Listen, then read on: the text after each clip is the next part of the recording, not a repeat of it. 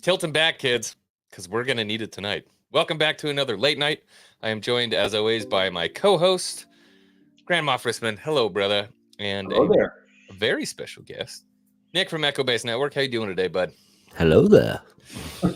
So, I'm sure everybody saw the title of the stream. We're not going to hop right into that. I think it's important that we talk about Kenobi Episode 4 first and kind of get some impressions. I know the entire reason Nick even showed up here was to hear Rissman talk about what he thought about Episode 4. I am curious to. I literally posted a tweet like yesterday, and I was like, if anybody, literally anybody, can defend Episode 4, please come on our show Saturday night. Like, I really honestly want to hear your thoughts on how you can defend. As a side note, I think you should hit Star Wars Santa up and see if you can get him on for an hour, because he's really legitimately loving the series. Right? The thing is, I have no issue with people that love it. I'm curious about people that defend it, that say, right, this is not canon breaking. This right here makes sense. This right, I'm talking about defending it. I have no, there's bad movies that I like, bad shows that I like. So I have no problem with people that like bad movies or bad shows. I'm literally only talking about people that defend it, saying this is good. Like there are movies and shows that I'm like, yeah, it's bad, but I love it. It's not good. That's basically what I'm talking about. Gotcha. By the way, I think he would still fit into that category, right? But for me specifically, I was saying X-Wing backstage before we started, right? I liked Episode 4 for the wrong reasons once again, right? I liked seeing I liked the Empire spin. I liked some of the things that I saw in regards to the way they just did the base, right? In regards to the story that they told in the episode, the writing, the dialogue, I really didn't like the interrogation sequence between Reva and Leia at all. and I feel like they've done I feel like they spent a really long time saying or showing why Kenobi was acting the way that he was. And then all of a sudden they brought him back, right? He's on the rebound now. And I think they did a very poor job of explaining what was supposed to be going on in the rebound. He's a full Jedi again, out of nowhere. Well, yeah. This is, boom, I'm back, baby. Because the story says so. He was not quite up to his usual form, right? But he did more than save her from falling down, right? We went from he could barely save Leia from falling down to I'm stopping the water from coming in, I'm repelling blaster bolts, I'm sneaking around, I'm doing the thing like I'm going to do later in A New Hope, and all of that stuff, right? Holding with 1 million gallons of water at bay. With no introduction to the Force people that are at Jabim, with no nothing of here's why it's happening. And for me, it has to be a story fail now. Right, based upon what I was expecting to see. That portion of it. And the way I thought they were going to try and start turning this around, for me, Episode 4 is a story fail. Right, so despite the fact that I enjoyed watching the episode for the Empire part of it, Episode 4 for me was the weakest of these episodes, and I laughed at a couple of places where I don't think they were expecting for me to laugh, right? The CGI and the air speeders and the air wolf speeders, I'll call them, right? That was a little hard to watch. The Benny Hill sequence of him in the trench coat and a few other things, right? I did have to chuckle a little bit, and I know they're this is one of those things, right? From what we're seeing in these series, if you think about it, whether it's Mando and Grogu, whether it's Hunter and Omega, now it's Kenobi and Leia, right? This very apparent appeal, right, to the parent-child. Yeah. trope. It's They've become been banking on it left and right, upside down and sideways, and I'm wondering when that's going to go away. right, and so it made it for me just a little silly, and I think it wasn't intended to be silly. So there are lots of reasons why I think the episode was challenging, and again, I'm a little disappointed in the story they're telling. So Yeah. Is that what you were expecting to hear, Nick? What do you think? I think that's probably about what I expected from Rissman. Was at least somewhat of a balanced take on it. Right. Like not happy with some aspects, but not completely hating it. At the same time. Well, we're gonna bring in somebody that's gonna light the whole thing on fire. Everybody say, "What's up to that young man?" Oh, there it is. I would have been on time if I didn't have to use Chrome to get on. So. Oh, my bad, man. No, that was okay. So, what do you use, Firefox, Microsoft Edge? I hadn't Safari? tried Firefox with it yet because I usually use Safari because I got a Mac. So, Mm. and StreamYard doesn't work on Mac. Yeah. Well, everybody in the chat, welcome that junk man. First time on the channel. Hello, sir. How you doing today? I am here. How is everyone? We're chilling. We're talking about Kenobi episode 4, and for the most part, we've gotten a very fair switch. We've gotten a very fair criticism from Matt Rissman. We've gotten Nick doing what Nick does. He's like, "Fuck that shit." Did he call it a bait and switch yet? not I yet. just said bait I and think switch. he just did. Oh, he did. Yeah. Oh, did he? Yeah. Yeah, I missed it. Okay. Yeah. I mean, how could you at this point? How could you not say it's not a bait and switch? I don't understand what that even means. I went on Twitter and I typed in bait and switch Obi-Wan. It was just the same tweet over and over again from different people saying bait and switch for a month, and I cannot even figure it out. Well, what I don't get is that everybody's saying it's a bait and switch for Reva, and I just don't feel like that's the case. I legitimately don't feel like it's the case that it's a bait and switch for Reva.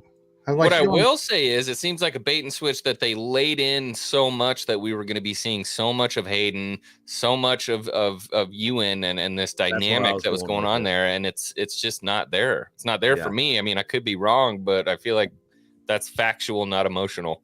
Man, I never get that feeling. I kept telling people on Twitter, don't get excited for Vader, and you'll see Vader. Don't get excited for it. He's going to be used in small doses. And that's not even Hayden, though. Well, I knew that. That's what I said too. I said, they just paid him to get hype. Yeah, exactly. I kept telling people he's in a mask. You're going to see him in a tank, and that's it. So don't get so hyped up. And you know how Twitter people are. Yeah, but what I'm talking about when I say bait and switch. If you look at the marketing of this show before it ever even came out, it's going to be the rematch of the century. Obi-Wan and Vader that could still happen. Again.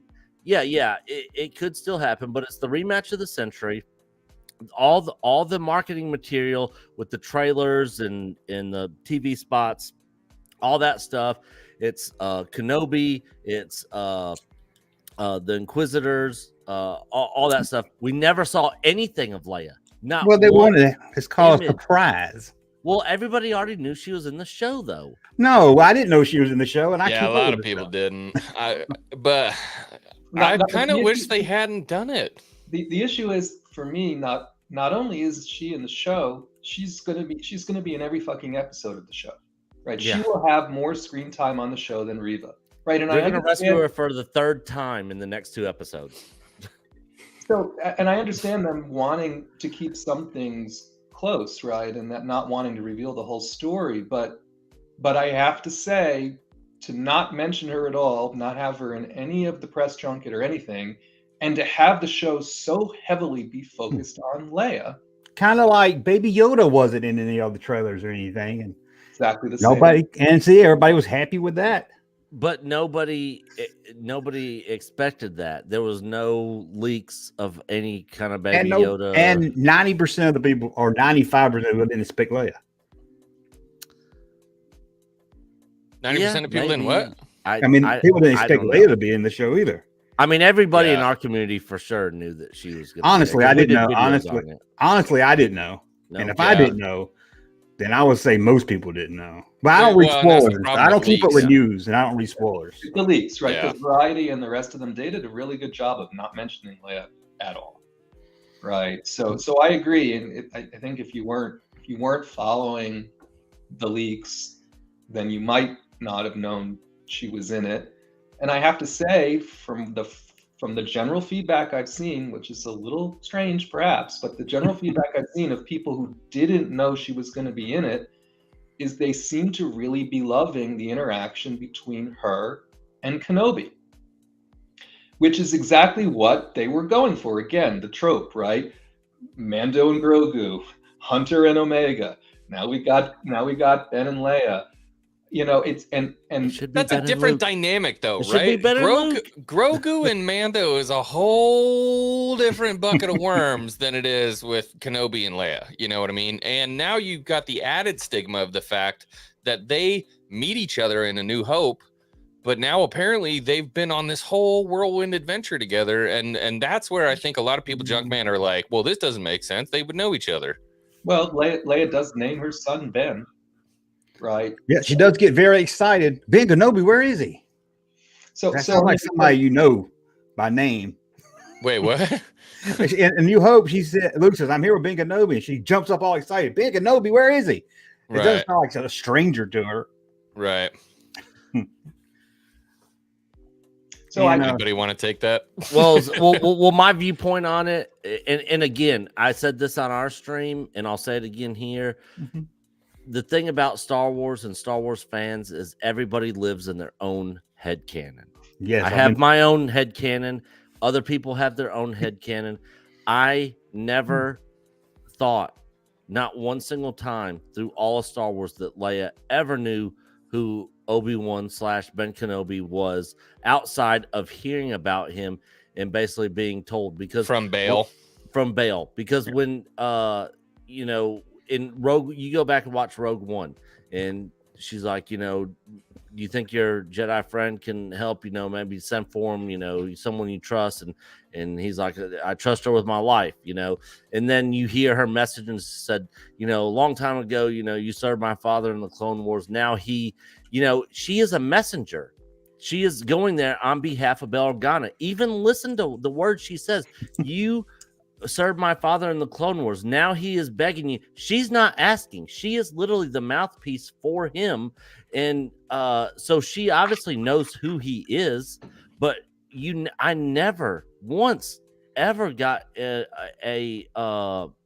idea that she knew him personally. Hey, remember that time you rescued me from this Imperial base, and we went on this stuck me adventure, in a coat, and we just walked right out that bitch? Yeah, and and I got kidnapped.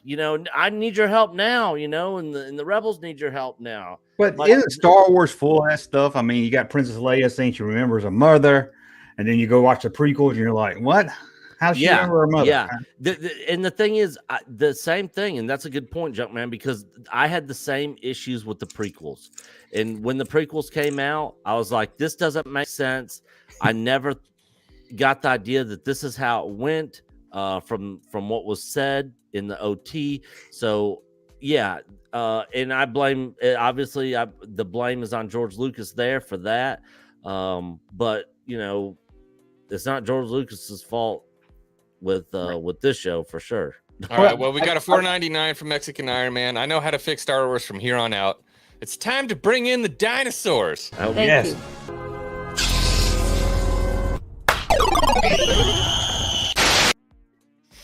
But thank you, man. See, that canon stuff, I don't consider it breaking canon because I can come up with a possible reason for each one within 5 to 10 seconds of thinking. I have to say, though, for me personally, on the whole message, the formality of the message, did she know him? Did the General Kenobi, all that? The biggest issue I really have now with that is they had a bat phone to each other, right? Bail and his wife showed up on a hologram and had a conversation with Kenobi. He knew where his cave was. Yeah. How does he know where his cave is? Right, so putting aside the fact that we don't like the language in the message, why didn't Bale just call him up and say, I got some fucking plans for you? Well, it's been 10 years and he has moved from a cave to a house. I'm sure it was portable. He took it out of a crate. Yeah. For God's sake. Well, let's say after all these events, he says, I got to distance myself from Obi-Wan because, so I mean, if we want to pick that part of That it makes apart, sense. right? They introduced, notwithstanding Bale showing up unannounced in the cave, right? Mhm. They definitely did introduce some things there that were problematic.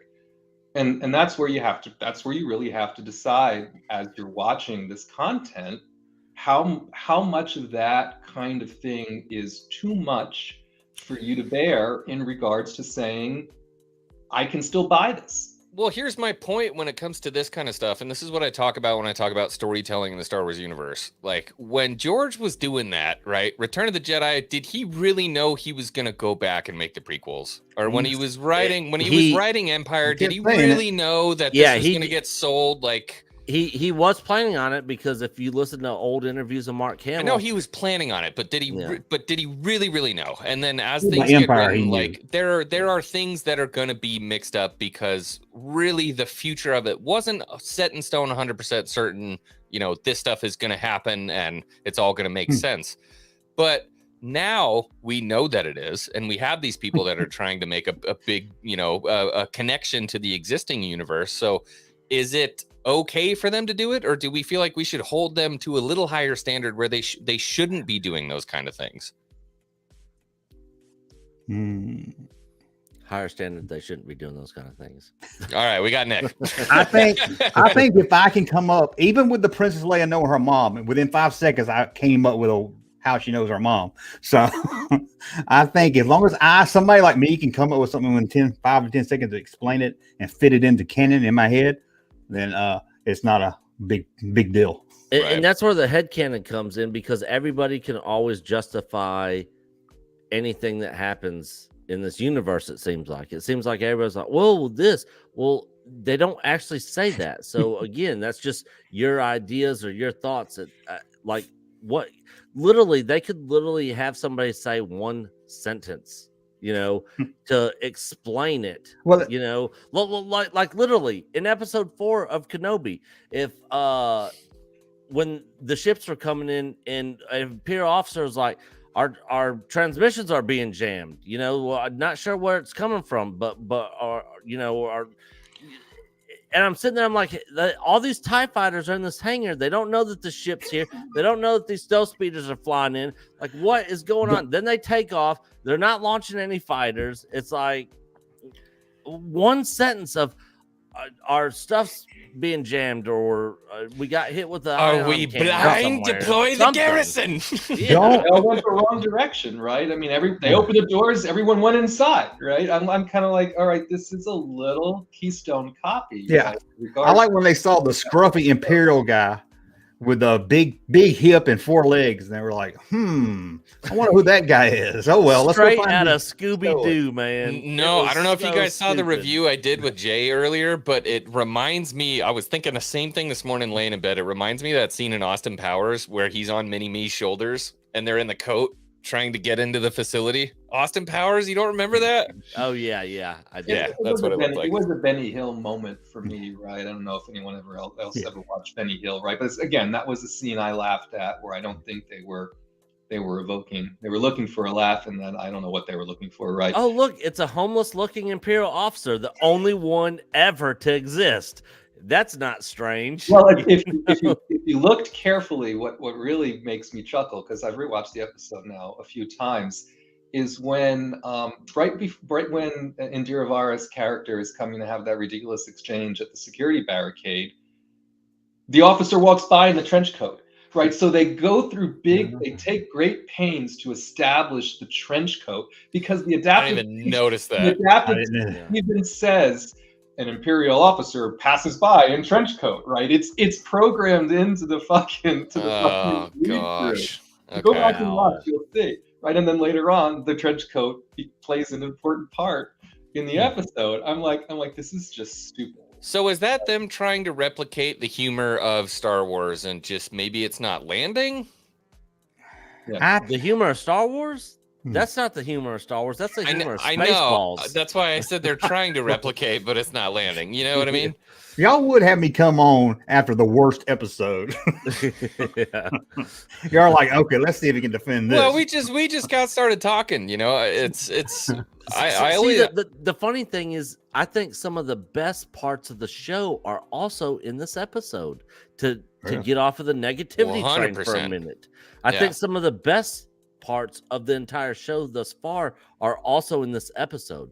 But the episode as a whole, for me, is just laughable. The episode felt like they said, okay, we got to get Leia back with Obi-Wan somehow. We don't want to get 3 more episodes. Let's just write this 30-minute episode real quick and get back on track. That's what do kids like? What are the kids like? Well, they liked Fallen Order. Like, okay, well, let's run with that. Let's do that. It's two things, right? Again, this was the New Hope episode, right? So yeah, can you explain that theory to everyone? Well, maybe not even a theory. It's almost proven at this point. Can you explain to people what you're talking about there? These 6 episodes are all mirroring the first 6 films, right? If you think back to what we've seen in episodes 1 through 3, right, we have seen things replicated which happened in the prequels, right? That's why now we just had the New Hope episode, right? Literally rescuing Leia from a detention block from something that resembles the Death Star. Obi-Wan goes off by himself, turns off the power, like the whole 9 yards. So I completely expect the next episode, when they get back to Jabim, the tracker will work, right? The Empire will arrive at Jabim, and there will be a Hoth-like, Echo-based kind of an Empire Strikes Back battle that occurs in the next episode. I think that's going to be amazing. I lied. And then Qui-Gon Jinn will show up as the Yoda. In Return of the Jedi, we will see Qui-Gon manifest. Return of the Jedi. Which Jedi do we think is coming back? 3 fucking guesses. Right? So again, so was it supposed to be this transparent? Right? Do they think they're this clever?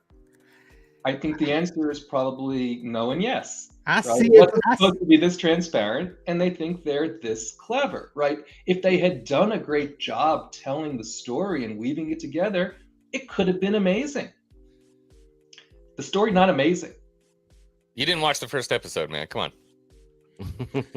That was some really good Star Wars, that first episode. Now, I was stoked on the first one. Did I expect to see Jedi in the basement, right? In Amber, in Entombed, right? I didn't expect to see that in a million years, let alone a youngling thrown in just for more shock value, right? They have obviously done some things in this series for shock value. Or the torturing of a little kid, you know. That was a lot.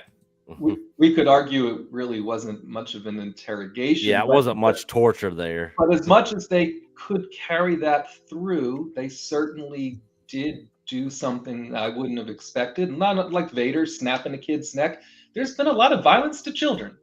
There's been a lot of violence in this. I think this is the most violent. I mean, it kind of reminds me of early Mando, like when Mando chops a guy in half with a door, you know, stuff like that, which I'm fine with.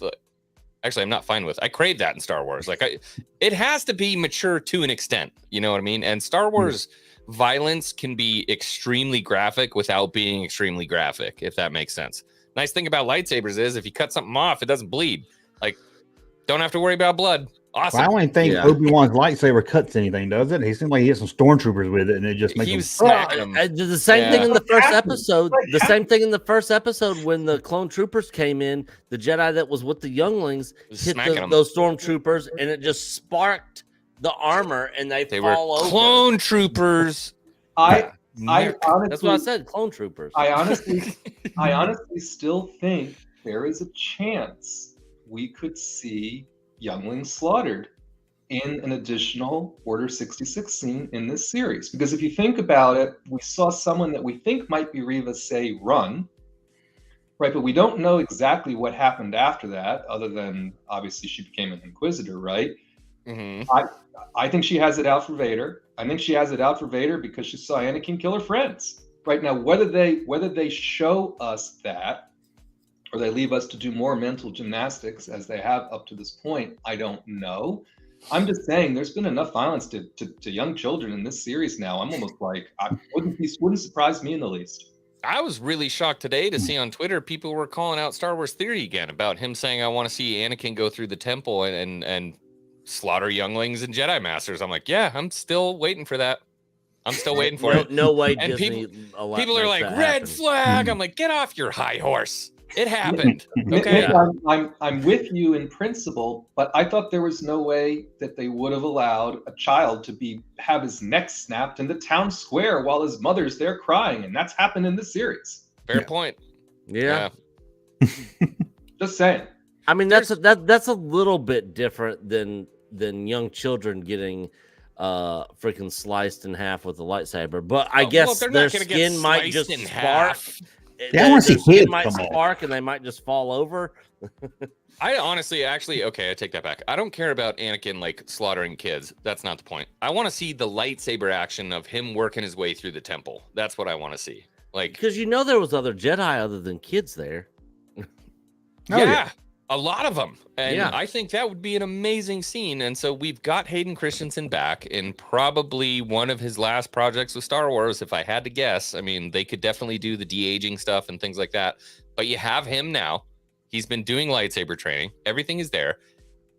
Give it to me. And this is a perfect point for us to see, we can see Rex, we can see Cody, we can see all these different things that can happen. Like, you ain't gonna get all that. I know.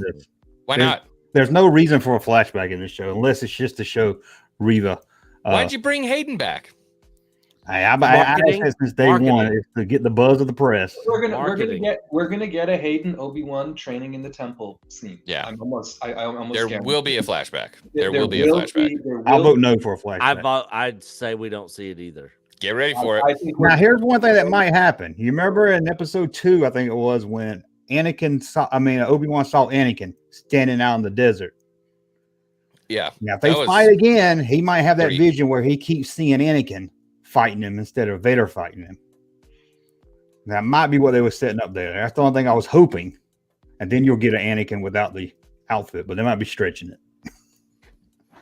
I think they're going to leverage the training flashback as a mechanism for Kenobi figuring out how he's going to best Anakin / Vader in their final confrontation. I think that's the plot mechanism. I want to talk about this really quick, okay? Because people have had a problem with lightsaber choreography in Disney Star Wars for a hot minute, right? People have really had a problem with it. I thought that opening scene, the Order 66, with her doing all that, like, she was great. Whoever she was doing awesome. In this last episode, in episode 4, Kenobi deflecting bolts looked odd to me. Did anybody else feel that way? Or I agree. Wasn't much to it. It just looked cheap, but it's TV. So I looked very mechanical and it looked quite haphazard. And with the exception of the one flourish, right, where he ended up in a very Kenobi-like stance, right? I think they're trying to show very clunkily him getting back into the groove and how his muscle memory is helping him remember things. I don't think it was poor choreography. I think it's poor storytelling, right? I think they're doing it on purpose and it's not working. Now, you're the one that likes the show or don't like the show. I can't get it's both. I mean, we try to have an objective view. No, I like them all except for this episode. I really didn't like this episode much at all. So it was hard to defend this episode. When the shill of shills, so called, John Campea trashes. Did he really? Yeah, it's what bad. did he say? Oh, he trashed the entire episode. I think he gave it a 4. It was brutal. Yeah. Oh. Angry Joe review was hilarious. I haven't seen his yet. I'm sure. Laughed my ass off. It was so funny. Oh my god! I just saw the tweet. Yeah, brutal. Yeah, I don't know anyone that's like this episode. Star Wars Santa gave it an 8. Meg actually said episode 4. What the actual fuck was that?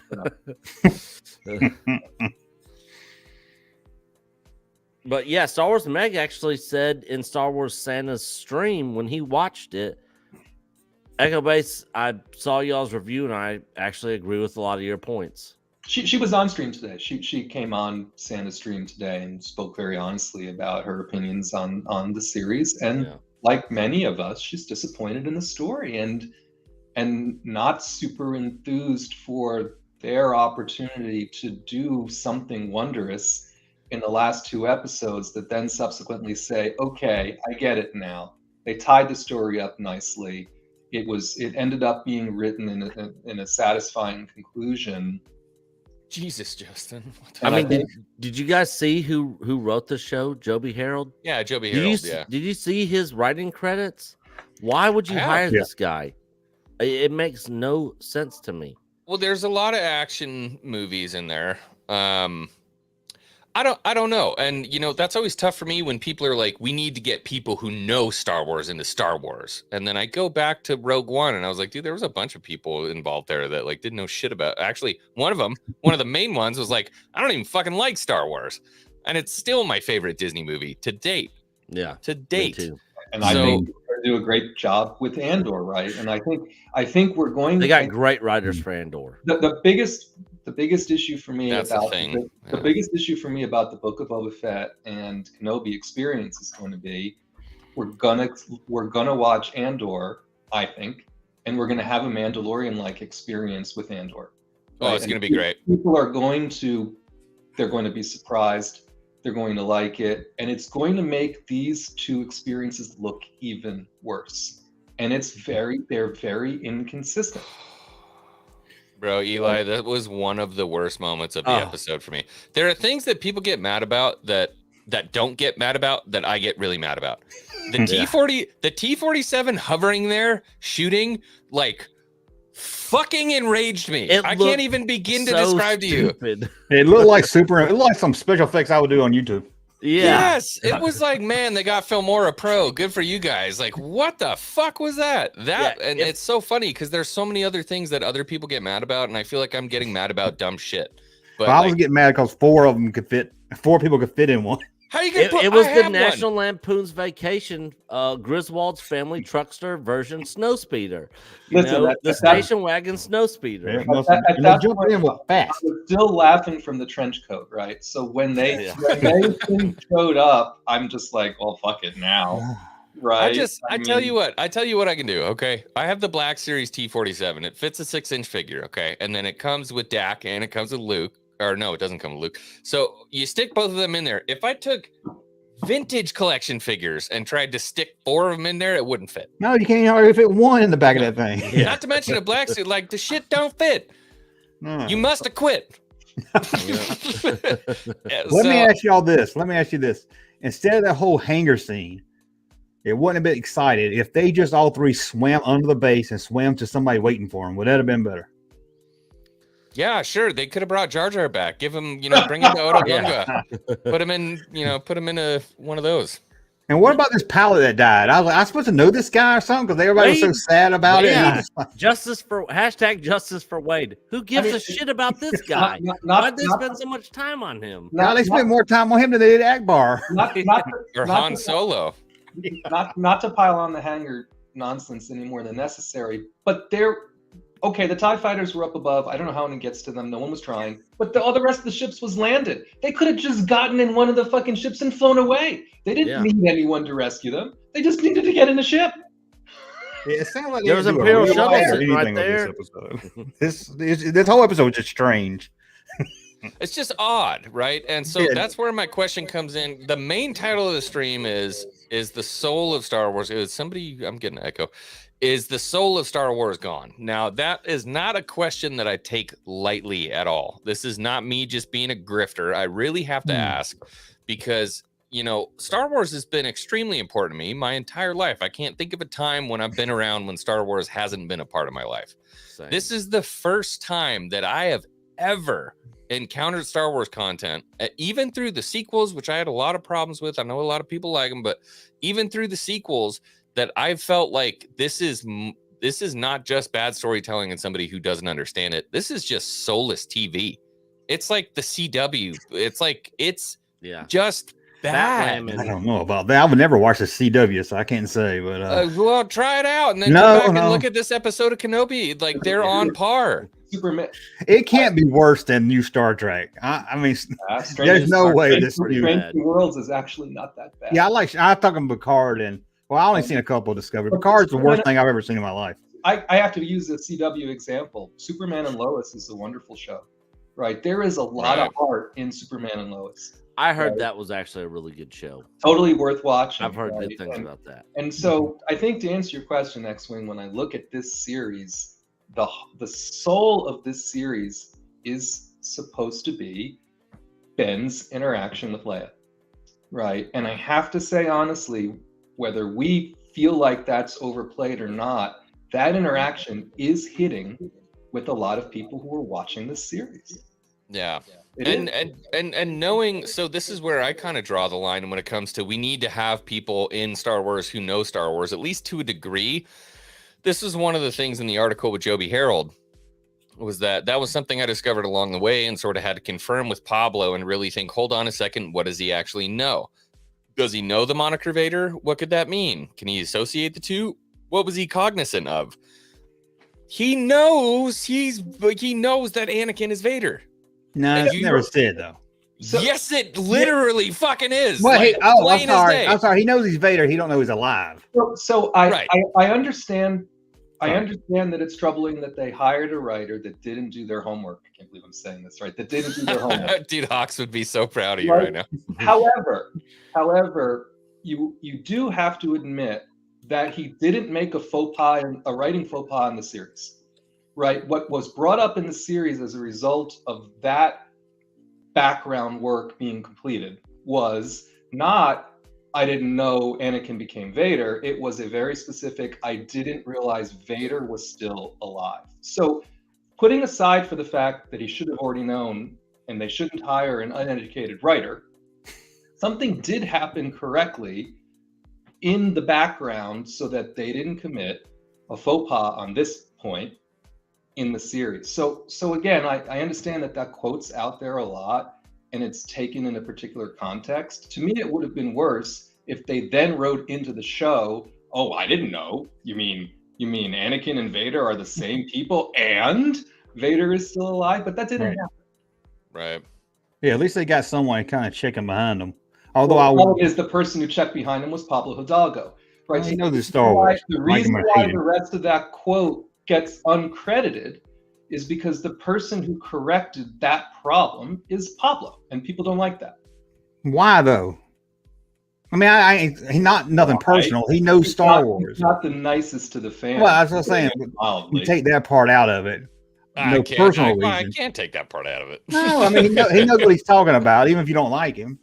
I mean, I feel like most of the people I know who have been like actively vocal against this stuff, they've been tweeted by Pablo Hidalgo. And it's like people who aren't even like in the public eye. You could be some random dude with 24 followers and Pablo Hidalgo's like, fuck you. Oh, like, I mean, I got you. Why are you tweeting me? I got you, but I can't say he doesn't know his Star Wars. Yeah, I don't like the guy. I don't like the guy either, right? And I think his treatment of the fans has been abhorrent. All I'm saying is the reason why that quote is being spun in the way that it is because the rest of the story is, and we checked our facts on this particular thing and we decided to go this route as a result. Do I like the fact that it was Riva that told him? No, I don't like that. Right, but that is the way they chose to write that part of the story. And again, why this quote is out and about, it is what it is.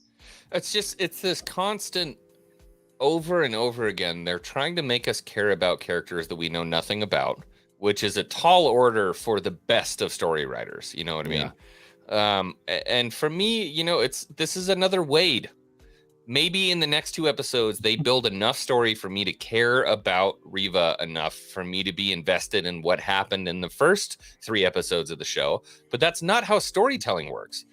You should make us care about the character first, and then there's something about it that we're like, oh, we're invested in this person. Or give us time to. Star Trek has this problem with Picard too, where everybody's supposed to be buddy, and we're supposed to love all the characters, but they don't never build it up. Picard is terrible.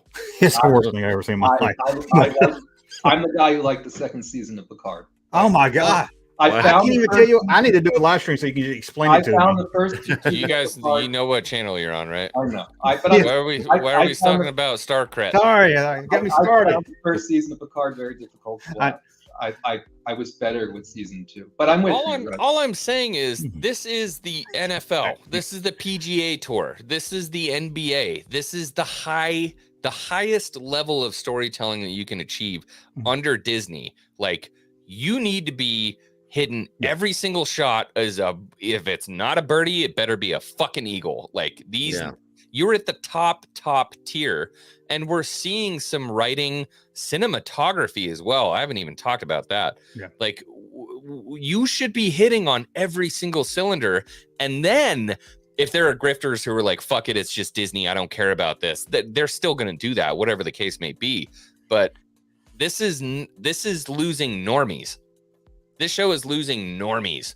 And I literally that's a had my serious fucking problem. I literally most had my people like it. 15-year-old niece sit there and ask me questions and not like aspects of it or the acting in it.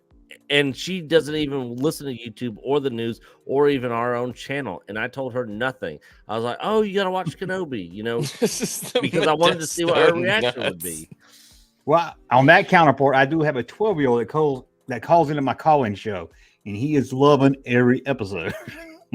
Yeah, and there are, of course, there are people that are going to like it for Yeah. sure. But I mean, from a if you look at the spectrum, you know what I mean? I try to look at everything through a spectrum. I started my channel on Every Fan Deserves a Voice. I'm not just going to bring fucking people on here who want to shit all over Disney and Star Wars and all that. We need to get a broad scope of what's going on. And Junkman, you yourself have had problems with this. I've been keeping a hawk's eye. I haven't even been making videos because I'm trying to see how people are reacting to this. There are a lot of people who are unhappy with it. It's just the bottom line. No, And yeah. so I'm trying to figure out how you can take the most important show that you can make right now, I would say, on Disney Plus. This is the most important, and fuck it up. It's the most How? important Star Wars they've done since the movies, anyway. I don't understand how. Well, here's something I've noticed, and I looked at Movie Database. Mandalorian. We all like Mandalorian.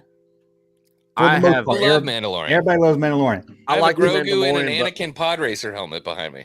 But there are a lot of episodes in Mandalorian. Yeah, there- I was very critical of. Those. But I noticed Favreau came with them with a story. Boba Fett and Obi-Wan was Lucasfilm saying, let's do this for the fans, or let's make this because people want it. There was no passion behind it, I don't think, like there was with Mandalorian. And Mandalorian has one writer or two writers. And I looked at Obi-Wan's and it was like this writer, and then this one episode's only got the one writer. It just There's just too seems many like there's no fingers in the passion. pot. Yeah, that's what There's I'm way thinking. too many fingers in the pot. And I think the thing that's killing Disney right now is exactly that. They need to have a singular vision, and they need to have a singular road towards success. And honestly, there are going to be, I think we got a misstep with Book of Boba Fett when it came to Jon Favreau. I think there are things there that a lot of people didn't like.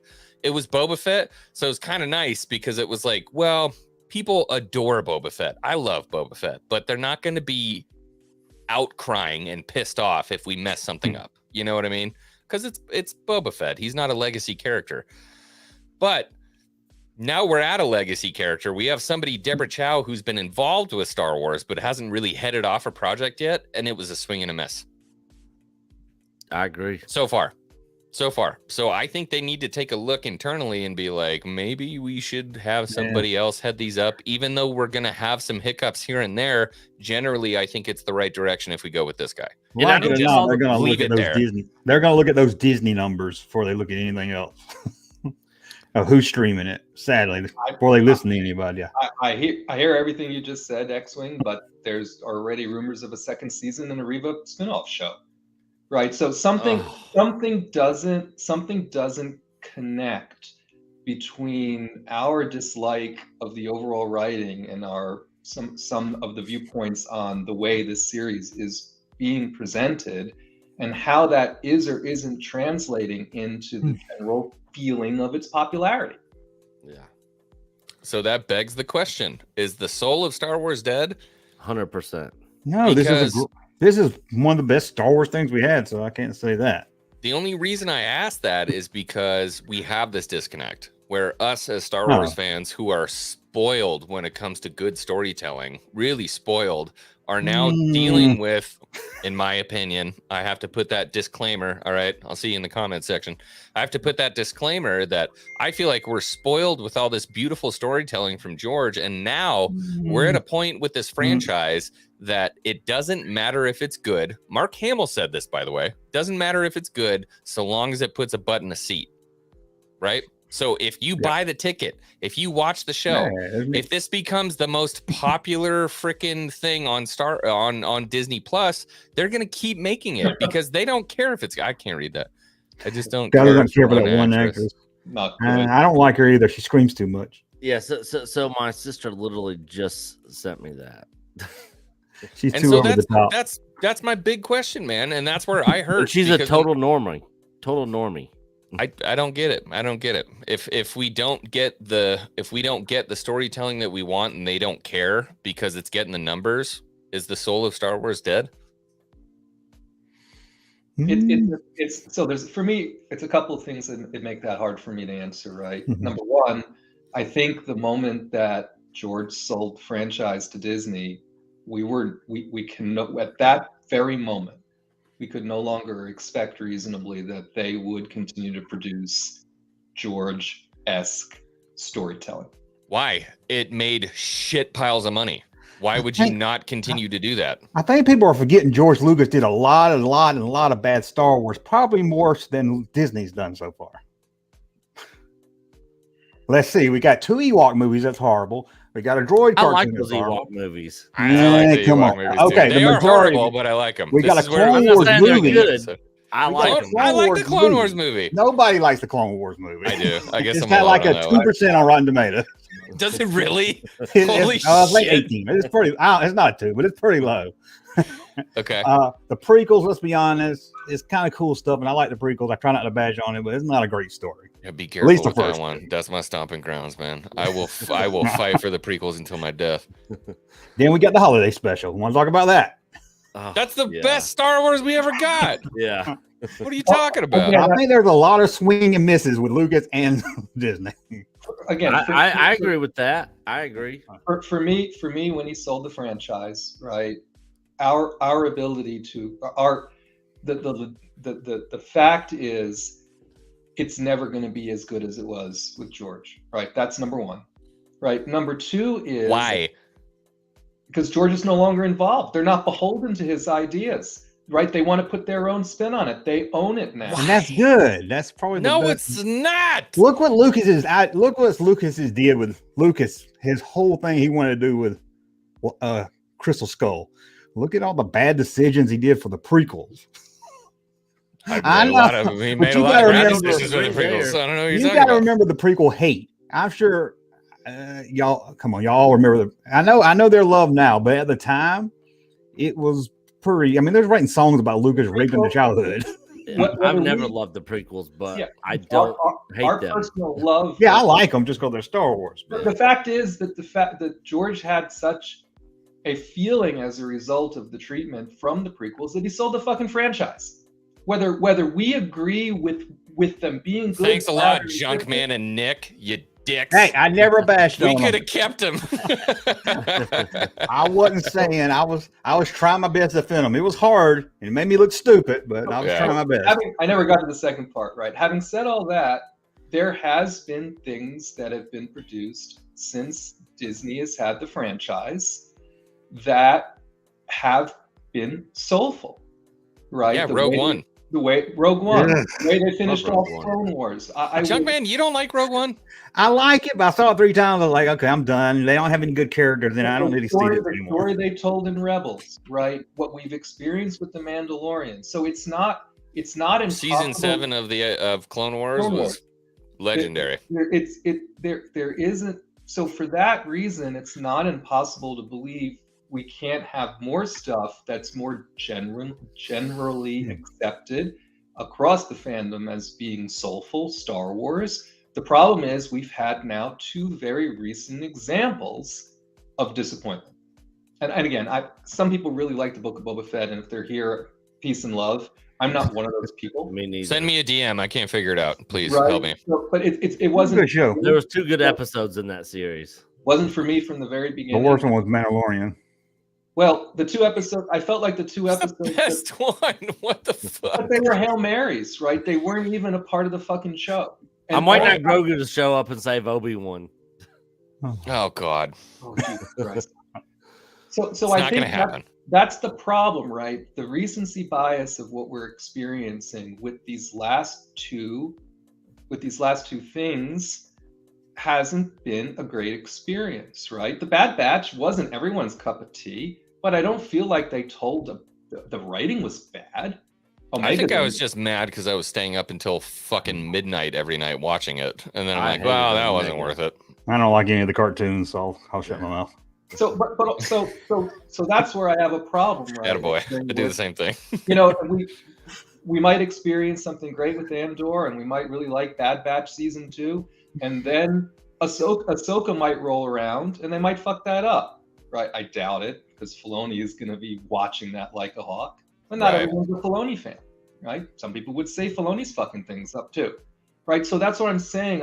We go on this roller coaster of it's great, it sucks, it's great again, it sucks, right? And they just can't stay consistent. Well, it is. It's super dynamic. Oh my God, I just almost flipped my desk over. So, and that's what's so funny is that Mandalorian, I was on a high. I have a bunch of vintage collection and Black Series and all kinds of stuff related to Mandalorian. Like I said, there's a baby Grogu behind me, like totally on a Star Wars high. And then we get Book of Boba Fett, and then we get frickin' Kenobi. And I just like, yeah, I mean, I am the darkest I've ever been on Star Wars right now, because this was my childhood. So I think, I was talking to Nick about this the other night. I think this is my sequel trilogy because I love Luke Skywalker, and I was real pissed off about how they treated him during the sequels. But this is Kenobi. This is my Luke Skywalker. Now I'm like really pissed off. You know what I mean? But you grew up on the prequels. Yeah. I was 10. I was like 10 when Phantom Menace came out. So you thought Jar Jar Binks was funny? Jar Jar Binks is my sister's favorite character. That's a story for another time. Sister. Oh. I love Ahmad best. That's what I'll say. I love Ahmad best. Yeah. Okay. I can remember being there opening night and going, "Oh my God, what is this?" I was a very mature 10-year-old, so thing. I saw what it was when I was 10. I'm like, oh, that's why I tell people. I said he made it so the 10 and 12-year-olds will love it 20 years later, and look at y'all, love it now. So he knew what he was doing. Let me ask you this: is the fan community or the fans of Star Wars gotten too big where we all want different things? Because I don't want the cartoon type stuff. I don't really like Jedis and Siths in my Star Wars too much either. I didn't like Rogue One. You don't like Jedi and Sith in your Star Wars?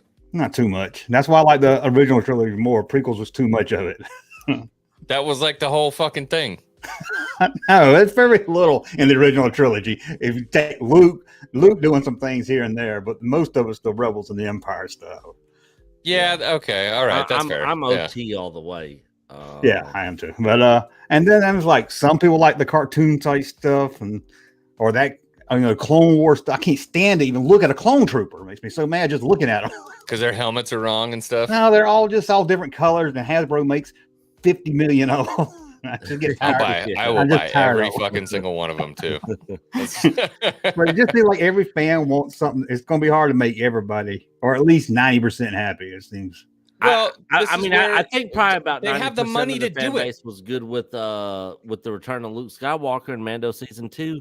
Yeah, I heard very little hatred of that episode. Yeah, other than how it looked. Yeah, dude. Here's the deal. This is what I don't understand. Okay. They have the money and the resources to make every sect of the fan base happy. That's the bottom line. They have the money to do it. They have the resources to do it, and they can curate different content to make different parts of the fan base happy. That was something that I had to come to terms with. I was a Star Wars fan who knew Star Wars for what it was, and it was only ever supposed to be that. And my area of growth was realizing that since Disney bought Star Wars, they're going to make different Star Wars for different people, and I'm not going to like all of it. Yeah, that's how I feel about the cartoons. But if you're going to go back to the OG shit and you're going to deal with Kenobi, you're going to deal with Ewan, you're going to deal with Hayden, you need to make that section of the fan base happy for that shit.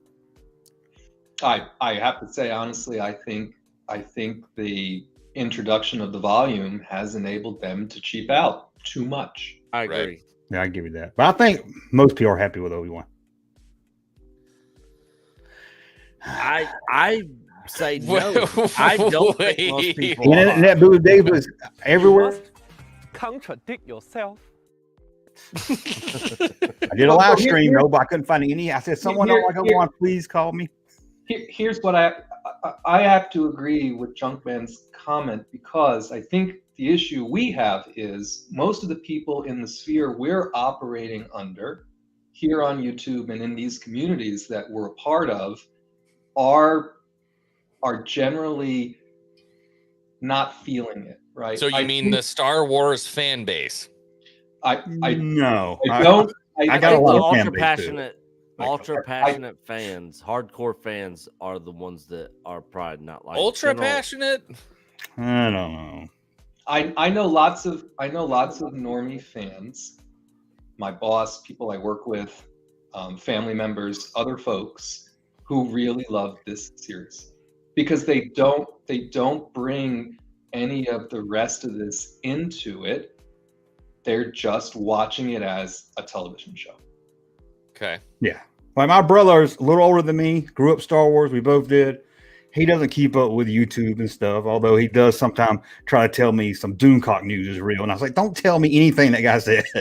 But hell, Doomcock. Other than that, I like Doomcock. He's fun. It's like well, I've always said he's good. He blocked me on Twitter, so he don't know I said it. But I said he's good at doing what he does. He's good at entertaining and everything. He just makes up while he's sitting on the toilet, though. But we've a goal where it says, "Child, this show gives me the weaves and heaves." But anyway, my brother, Thank you, he loves Obi-Wan, so I was surprised because he hadn't liked most of the Star Wars Disney stuff. Paul Blunt, Wade doesn't die in Star Wars. Triple X, a prom parody.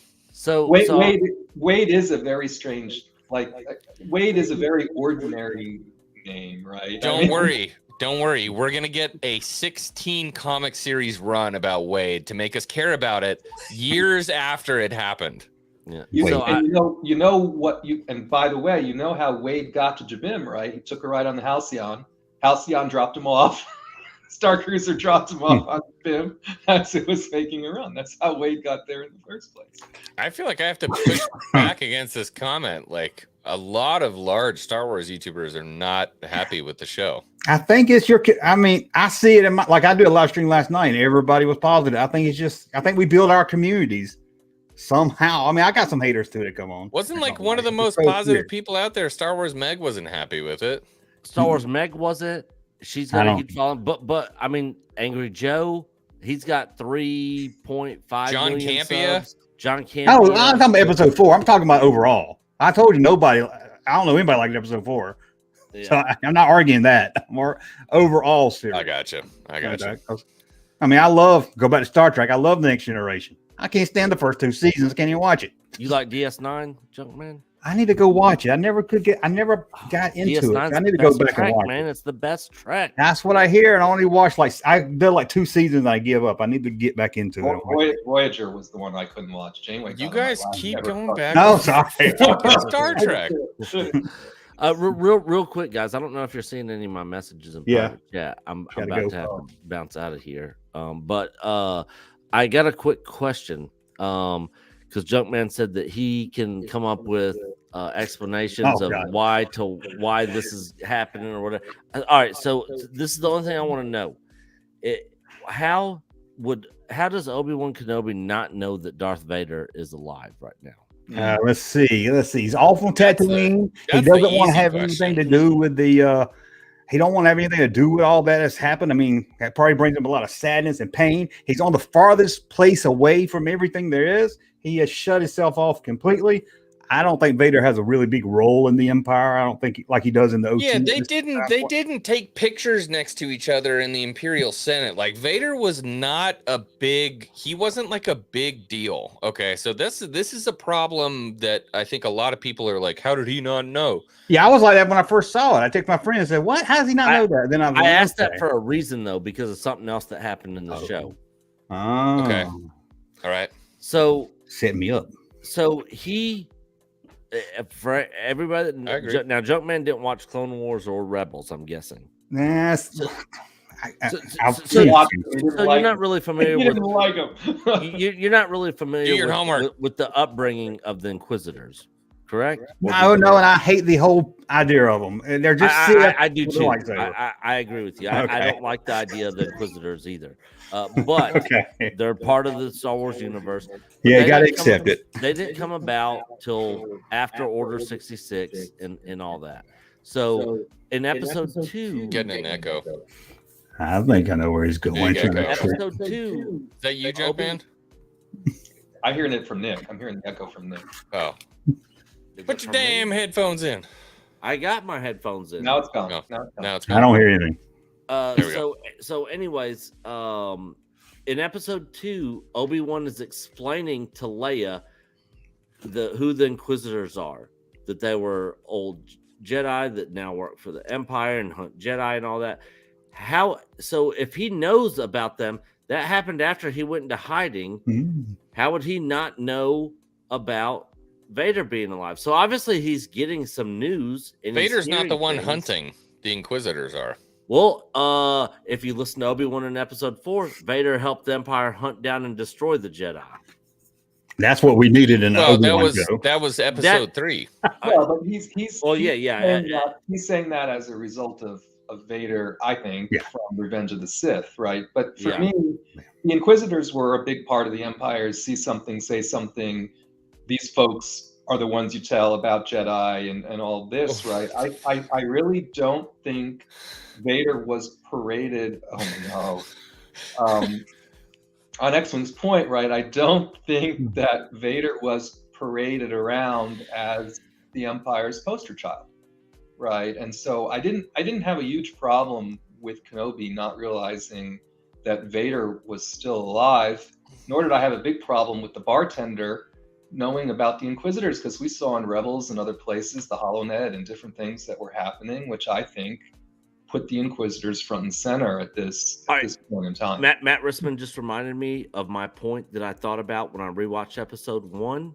I'm going to say this point, then I got to jump out of here. But what I realized is in episode 1, Reva is telling the crowd that the Jedi have abandoned you. They have left you. All this stuff. Tatooine was a outer rim planet that was never under the Republic or the protection of the Jedi ever. So what is she talking about there? She's talking to the sympathizers that know the Jedi or try to protect them, and she's trying to get them to turn on. Yeah. She's kind of making your point in a way, Nick. She's like, why are you protecting people that never did anything for you? That was the point. I'm going to roll with that one too. Yeah. But she said the Jedi abandoned you. Yeah, they abandoned the whole. Jedi. I mean, you got to think the Empire set it up as that Jedi are the bad guys, and they've probably been telling everybody. So the kill the rumors, because by that New Hope time they're known as the ancient religion. And my battery died. But so now I lost my train of thought. But I'm sure people know the Jedi from when they were in power, even if they didn't really do nothing for them. They didn't care about Tatooine or the slaves. But yeah. All right, guys. I can roll. I got to bounce. Okay. But thanks for joining us. I appreciate you being here, man. Yep. I wish I could stay longer. But I got to bounce out. Maybe if coaches, I don't know what coach is doing. I don't know. I guess we're getting a coach raid right now. He was talking on the YouTube earlier. All right. Well, maybe he can come in and take my spot if he just finished up there. But anyways, thank you guys. Love y'all. And thanks for coming on, brother. I appreciate it. Y'all. Thank you. I'll take your spot. All right. Bait and switch. Bait and switch. What is that noise? It's playing music. That was weird. Was that you? I don't think so. I thought it was y'all. I thought it was. No, that wasn't me. All right, that's creepy. Coach is better than X-Wing, not in a million years. I don't know what you're talking about. Hey, tell Junkman. Junk I say 3PO. hi. Yeah. Oh man, I gotta go. Y'all allowed that in here? No, he knows I'm messing with him. I did a video where I played. They want to invite me to play Mario Kart, so I had to do a whole video where I edited me playing with Junk 3PO and Geek the Gamer Kids because they won't allow me to kick their ass because I'm not Phantom Menace enough. Yeah. Debbie says, Coach is on his way to save your show. X-Wing. Gee, Debbie is every time I go to the chat room. That's what she said. Debbie and I are like, we're kindred spirits. I love that woman. I love her. Her depth of love knows no boundaries. I adore that woman. But let's close it out. I mean, you know, Coach, if he shows up, I guess he can give his 2 cents on it. But I mean, what do you really think? Is the soul of Star Wars gone, and now we're just making TV shows to appeal to the masses, and it is no longer important for us to make Star Wars stories that are important to Star Wars fans? Rissman, what do you think? I don't think so. Right. I mean, I still have hope that we will see additional series come out that we will really enjoy, that will have a wider appeal, even if it's just amongst our community of discussion, which we love, right? I really firmly believe that. But I can't really explain how they didn't accomplish that with Kenobi. I mean, I guess I can now that I've seen 4 episodes. I mean, we don't have to dissect it again. Right, but it seems like that should have been an easy win here, and we said the same thing about Book of Boba Fett, right? And they miffed that one as well, right? So, but this is kind of a different beast, though, right? Because they have all the ingredients of a plus Hollywood movie like Revenge of the Sith was. But I still have hope. Right, I've already been called to shill multiple times tonight, and I'm sure I'll be called to shill again. I wish someone was paying me. Right, the definition of a shill is someone pays you. Right, where's my check, for Christ's sake? Yeah, I could use a check. But in regards to me personally, I'm still excited. I'm even excited to see how they end this thing. Right, I mean, I'm invested. You know, if I could get through all of Book of Boba Fett, for goodness sake, I can certainly get through 2 more episodes of Kenobi. But no, I still have excitement and hope for what comes next. I guess I'm hopeful too, in a way, I suppose. If you have, Ewan and Hayden, well, you got to do something, you know what I mean? So maybe there's something left in the tank. There's some nos in the end, but it doesn't save the series for me in any respect. But Junkman, what I've about got you? a question, but Obi-Wan so far has been better than Mandalorian season 1, which I do like, but I never wanted to go back and watch The Mandalorian. Wow. Although I do love it, I never have a desire to go back and watch The Mandalorian. And this I have wanted to go back except for episode 4. I'll probably never watch again. Unless it's to laugh at it. This is so interesting because for me, Book of Boba Fett and Kenobi has 0 rewatchability. Really? 0 rewatchability. And the only reason I've watched the episodes multiple times now is just to pick up on little nuggets like the trench coat introduction and other things. Right. For me, I've watched Mandalorian both seasons, various episodes, because for me they have rewatchability. Right. There's nothing about this story that I want to experience again. I thought you were the one that liked it. I can't figure out. No, this is why I say it's complicated. I saw you on a live stream like 2 days ago, and you're like, rah. This is why I say it's complicated, right? I'm still having fun watching Kenobi. That's the important. I enjoy myself when I watch it. That's all I need. There are things about it that they've introduced that, for me, as a big Empire guy or whatever, that I've really liked. The problem is, as a Kenobi story, for me, they seem to be failing. Right? They seem to be failing on telling a Kenobi story that is more universally accepted as something that people say is good. And to me, these characters, if we're in the echo again, it's a story telling. I will wait till I see the story before I say what the story is doing. Because up we until gotta- we 4, gotta I see was the whole enjoying the thing. story. We do. We have to see the whole thing, but I mean, right I was now, loving the it's- story until. Oh, there he is. Let me ask you this: will Reva be the one that saved Baby Yoda? No, she's probably going to be the one who decides Luke is allowed to survive. Where is that echo coming from? I hear no echo. I hear it when jump. I hear it. Maybe it's me. I don't I think hear it's it you. now. It might be you. I don't know. Anyways, I wanted to touch on this real quick because not that one. Universe says, "I'm done. I'm out. Disney has killed Star Wars." You know, I mean, I've heard that. As much as sometimes, like, maybe I do get that feeling where I'm like, you know, the soul is gone. It just doesn't feel like Star Wars anymore. Blah blah blah. Like, I've never once said on any social media platform in any of my videos, if this doesn't go well, I'm never watching another Star Wars project. Thank again. you. Like, I'm too much of a Star Wars fan. You know, the universe still exists, and whether we have people who make intrusions and it wins, or people who make intrusions and it loses, I love Star Wars too much to let it go forever. But I mean, I'm going to report the facts to you guys. That's for damn sure. Should I watch the Clone Wars cartoon? I never seen it. Did someone send this guy a link? How did he get in? Hey, how did he get here? You sent it to the Echo Base Network Twitter account. Oh God, that was my mistake. I should have just texted it to Nick. Yeah. I'll go start a call-in show again. Hello, Coach. And not get everybody to come over here. I never got the call in. Yeah, I was, I was struggling. I before. I wanted to ask about your refrigerator again. Coach. I appreciate your charity, Coach. Thank you for making my stream what it is.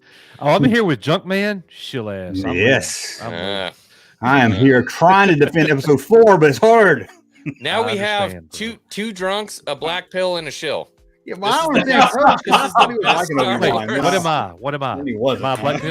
You're the black pill, and he's the shill, and we're the two drunks. So this is the best Star Wars stream that exists on the internet at this point. Yeah, let's get your thoughts. What do you think, Coach? How you? I mean, a lot of people watch your stream more, watch mine, so Don't say they baby probably switch. want to know how you feel about the show. About what? The show on a whole, yeah. I don't want to do the episode 4 review again, but really on the whole, kind of where you at. Okay, so to me, the show is very marginal, and it's 100% to me due to the writing. Too many silly things that take me out of it, such as the lady Indira Varna's character that goes into the Fortress Inquisitorius. She sneaks in. She's got her little microphone. She sits down and could literally spit on the dude next to her. And she's like, "Hey, I'm in the secret base." I mean, super secret right now.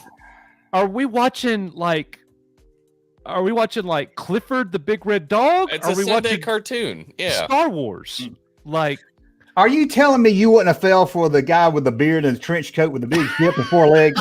You tell me you wouldn't? exactly.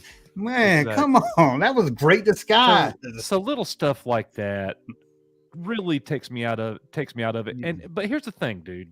Here's the thing. If you like it, I ain't mad at you. I'm glad you like it. I wish I did. Please don't be insulted when I'm laughing. Well, how did you feel before episode 4? About the same. Oh, So okay. all right. kinda So where I'm at. so Coach, tell me if this rings with you, bro. Well, Doesn't hang on. This feel like this death is an by 1,000 unpopular cuts. This is an unpopular opinion because Nope. I said this. I'm probably the only person here that thinks this in the chat and everything. I thought episode 4 was the best one so far. You're not the first person I've heard to say that. Like, you have from other people. Junkman left. I've heard that from others. Sorry. That's Okay, how I'll come back this one time, but you got to watch your mouth. There's that no button. We can't be having that. What God. are they growing? If or that's what spraying you in the want air to make down Star, there? if that's what you think is going to make Star Wars good, I So- know why we all can't get together. So that's how me and Nick were with the Book of Boba Fett. If you remember X-Wing, like the first couple episodes came out and we were trashing on it. And I was a fan. I we liked were- the first 3. We were I in the was talking super about it. minority, and then Guilty. the Guilty. episode where you started hating on it, me and Nick were like, "That's the best one so far." You know, it's crazy how that happens. And that's my point. It's hard to get all the fans on a It's not going to happen, man. We're all too passionate. We all have different likes when it comes to Star Wars. You know, but the thing is like, can we all at least hit the adult button and be okay with other people's opinions? That's where Star Wars fandom. Yeah, that's where Star Wars fandom is losing. Too many people get upset and take it personally. Yeah. We're talking about Star Wars. Grow the fuck up. Yeah, I had a guy say he was going to unsub from me today because I said I liked it. I had a guy man. tell me I needed to get mental help because I didn't like Star Wars. I'm like, you got to be fucking, or not now, Star Wars, Kenobi. Not to bash fans, Lucasfilm needs to get their act together. Either just shut up talking about fans and talking about stuff too. No, there's no reason for them to be talking to us. Just be quiet. Lucas didn't say nothing to the flames. That's all. And Go that's ahead, not Matt. good. Matt, you got to get in here. You got a lot of strong personalities. You got to just shove it right in there. The point that Coach is making is, to me, the toughest part of this series, right? In some cases, the inability to actually have a conversation without the name calling or the, well, I'm turning you off right now, or, well, you're crazy for thinking that. This is a dumpster fire, and if you think it's a dumpster fire, you're a simp, a shill, a fake fan. You don't know your ass from a hole in the ground. When did you start watching Star Wars? Fuck you. Right. And that's pretty common. That's the part of it. That's the part of it that for me is like, so that's when it stops being fun, right? When you don't have the opportunity to express an opinion and to try and defend that without getting called names. Number one, you have I to don't give a fuck if somebody calls me a name, though. That's the thing. It's not fun, right? I don't care what people call me. Fuck that. Hey, right? Hey, Moses Ingram ain't got shit on me. Hang on, I'll share some of it with y'all. When you can't have the conversation without that happening, it's irksome, right? And it's just sad. It's just a sad state. Well, I think people need to be stronger. I don't think people need to chill out. I think more people need to be stronger. And that's kind of, that's kind of what Coach is getting at, is that, like, if you're going to be in the public eye, this stuff is going to happen. And that happens, Riva got this like big introduction that, like, hey, be ready for, racist stuff that's going to happen in Star Wars. Where was that with Giancarlo Esposito? Where was that with Carl Weathers? Where was that with Ahsoka? With Rosario Dawson? None of that stuff came out before. So because what's going on here? They only use that when it's convenient for them. That's it. It's just a little. You don't like it because you're racist. That's them. Hey, I got this one right here. Me and Nick love it when we get when you go into your comments and you go into held for review. Yes. And then that's the greatest section on YouTube. Oh, no. Yeah. And then beyond held for review, then you get show hidden comments. I don't have that one yet. I need to make the one. That's the one you need. Yet. So when I click show hidden comments, they're like, "Are you sure you want to see this?" And I'm like, "Yes." Here's one. Fuck you, Echo Base, you ungrateful bastard. What? What do you mean ungrateful? I've done videos where I read them, and I think I fan the flames because I can tell when somebody's just saying something mean, just hoping I'll read it in a video. Yeah. And I was like, okay, I see what you're doing, but yeah, I know the real ones. Hey, we wear it like a badge, baby. I had thin skin when we first started the channel. I got alligator skin now. You can't bother me. I don't get bugged. I could take a saltwater bath with open wounds, baby. You can't hurt me. Yeah. So somebody made a video about me. I was like, they're talking about me. Good. You had to do that. It actually, Coach, it may be Nightbot that's hiding. Maybe the bot that's hiding those, or it's a moderator. One of the other. I don't know. I just, I feel like I've come to a point. This is the darkest I've been with Star Wars, and like I said, I was not happy with the sequel trilogy and everything like that. This one really makes me unhappy. The question, Coach, was: is the soul gone from Star Wars? Really? Because we've seen this show and there's a lot of gotchas and getchas and all these kind of different things. And that's not something that was really a portion of storytelling in Star Wars before. So is the soul gone and it's gone for good? Or is this just a bad show and we need to punch through? Okay. So I don't think anybody's going to want to hear my answer to that question. I want to Well, hear we it. got That's that. why you're here. Star Wars doesn't have a soul, and it never has. It's science fiction. What?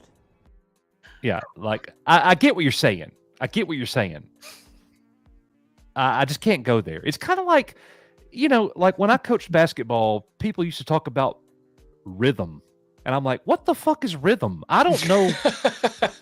What are you talking about? Like, so when you ask that question, is the soul gone? No, like the thing is, I think there's a couple things happening here. One, we all need to be aware that 77 through 83 ain't ever happening again.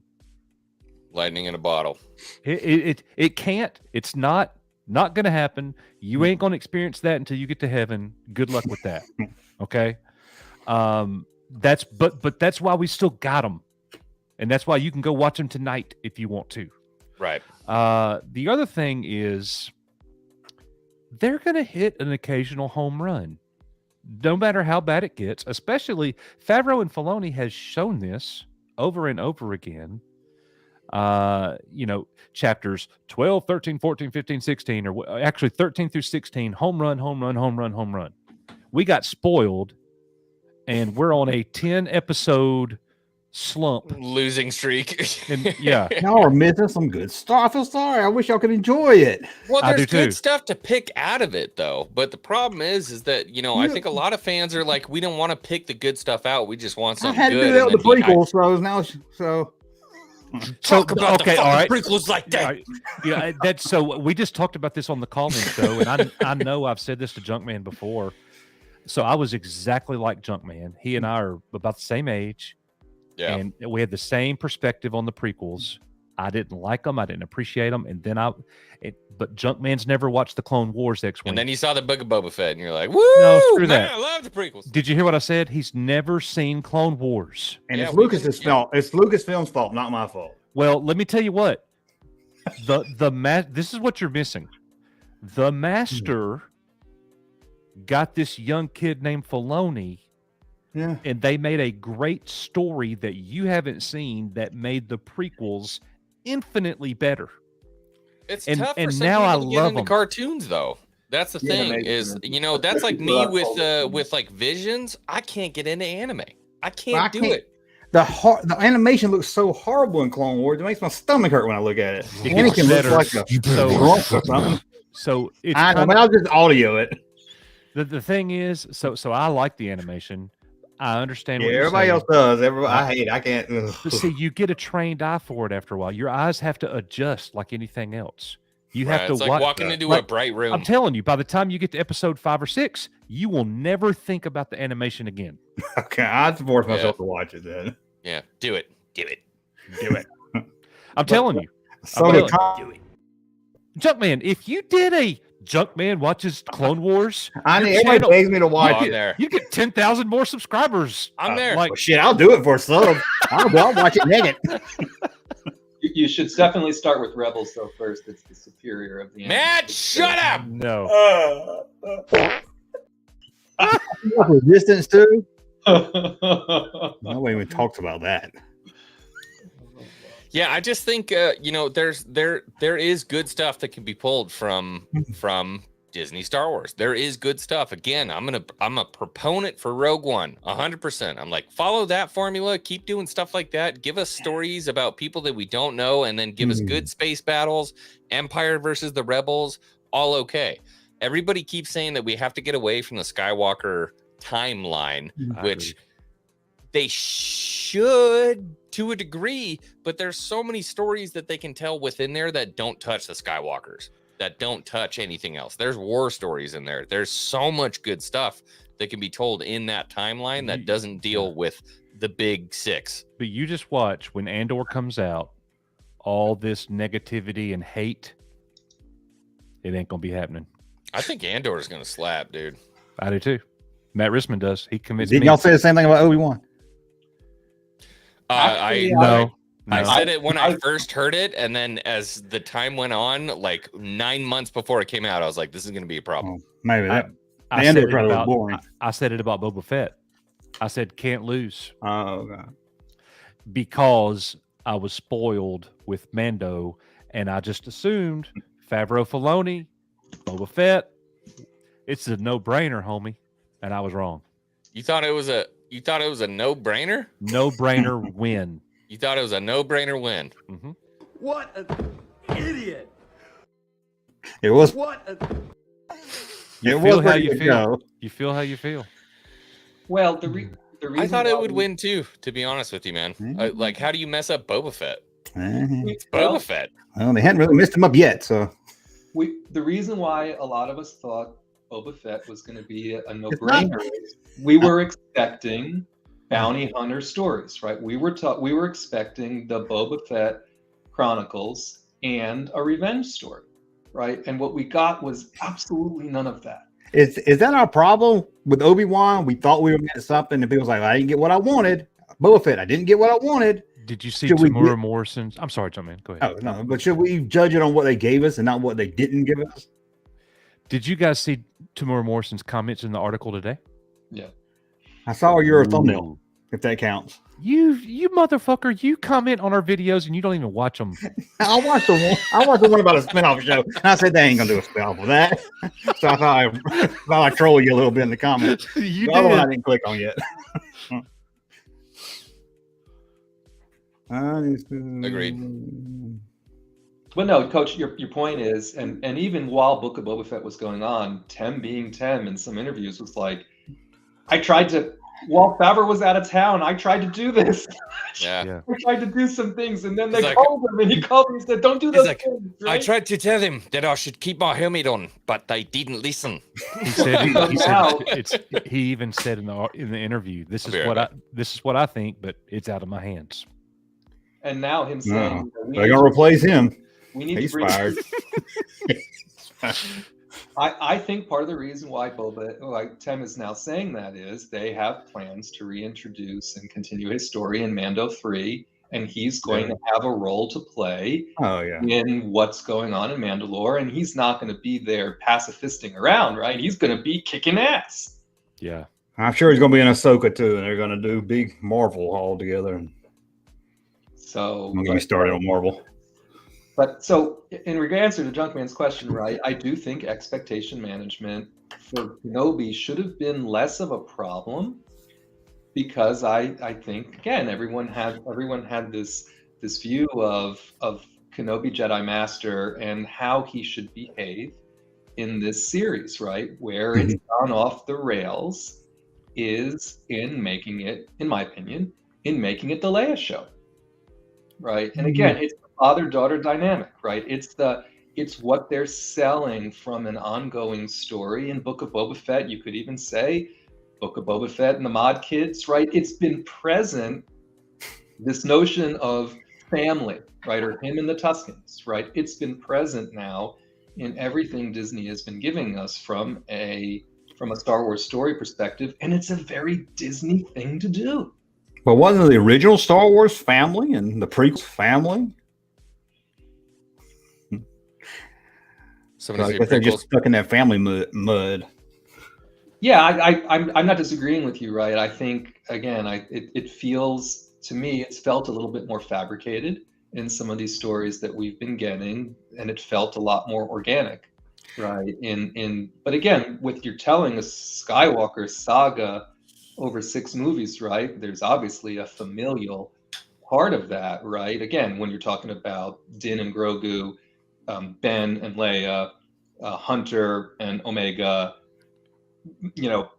Boba and Fennec and the kids, right? I mean, there is a bit of a pattern here that goes into the rest. You know what I think happened? I think the story team had a meeting and they said, you know what we're gonna do? We're gonna show everybody why Leia and Han named their kid Ben. I said this earlier. I said she didn't. But we already know why.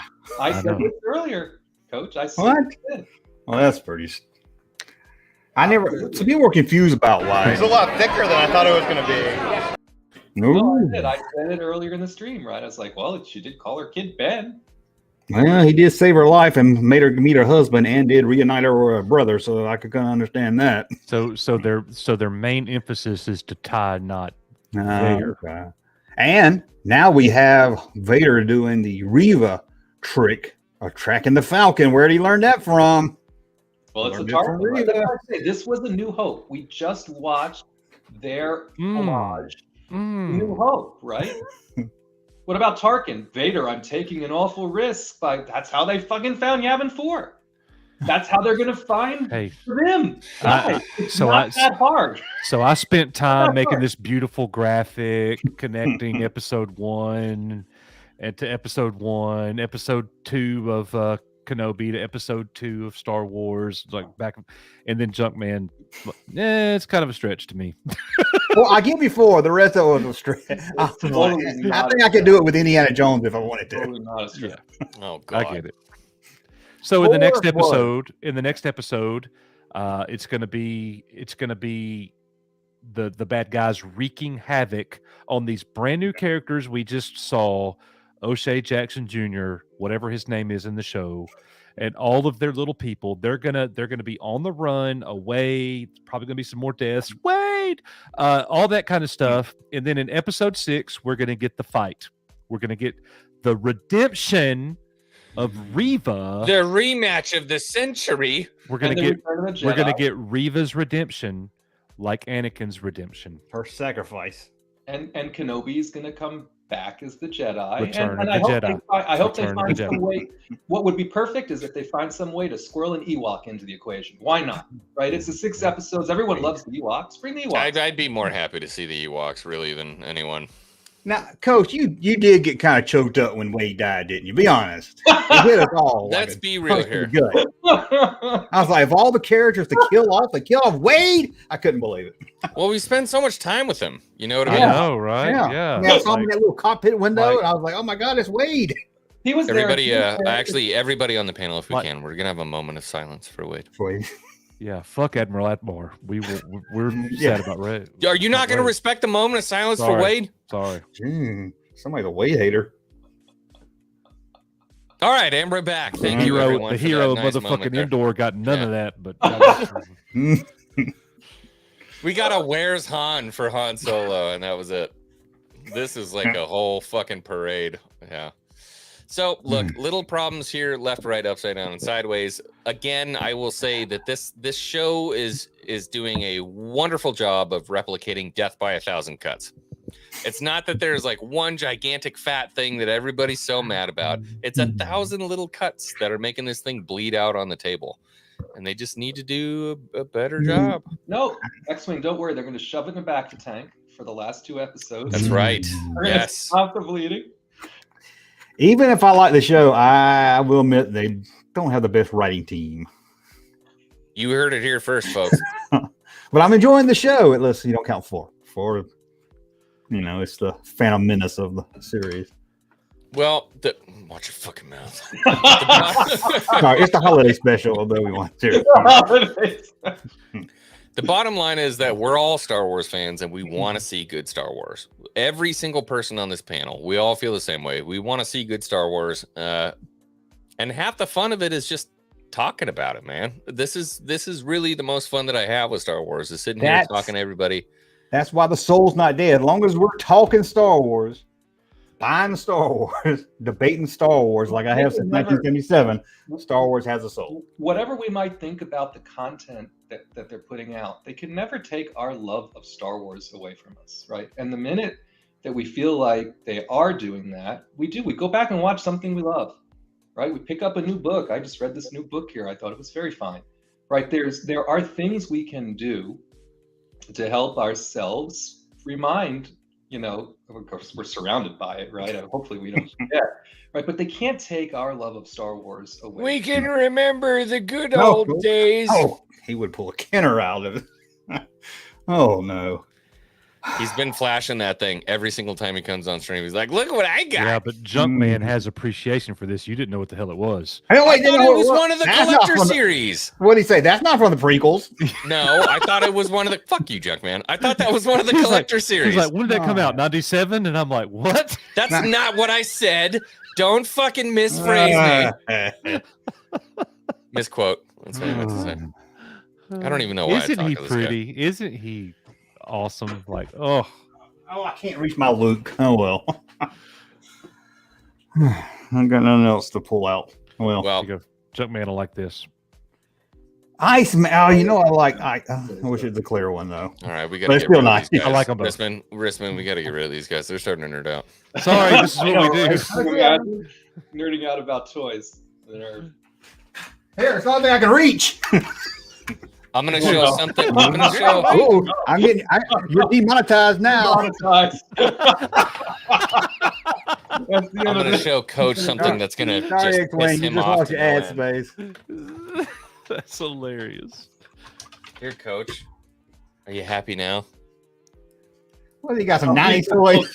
You got some Power of the Force too? No. They're all Power of the Force Man, what too. you got? About $2 worth of collectibles right there? They're at least $3 You put them on eBay, you might get a shipment out of it. You have to pay more to ship it. At least $3.15. You know, it's funny. I was talking to my brother because I got the Power of the Force 2 figures, and he was like, "Those things got to be worth bank." And I'm like, "I'm telling you right now, they're less than retail price than they were sold in 1997." Yes, I know. In the I had package. boxes of them. In the package, they're less than retail. Yeah, Oh. yeah. I was crazy in the 90s. I was like, I want Luke. I want a Vader with a long saber and the short tree and stuff I want the In Boba fact- Fett with the full circle. Yeah, the pearl circle in the hand. On one of them, I think I have like a Kroger or a Safeway stamp that says like $7.99. You go on eBay, perfect card back, and it's like $4.99. I'm like, yeah, you actually lost money on that figure. Yeah, I was doing a video. I was talking. I was like, I think it was Obi-Wan. I said, and currently sold on eBay, 99 cents. Woo! Unpunched, Oh, man. mint condition. Yeah, man. Begging All right. somebody to buy it. Well, we've been on for an hour and a half. Thank you, everybody, for showing up to a late night. We love you guys. That Junkman, thank you for being here. Obviously, Coach and Nick, always a pleasure to have you guys on the channel. I would say for myself, for Matt Rissman, unless you got something to say before we got to go. No. All right. Thank you, everybody, for a late night in the cantina. Tip your waitresses. Be careful. I'll see you at 94. Have a good night. 94. What's that mean? Cantina. I thought we were in the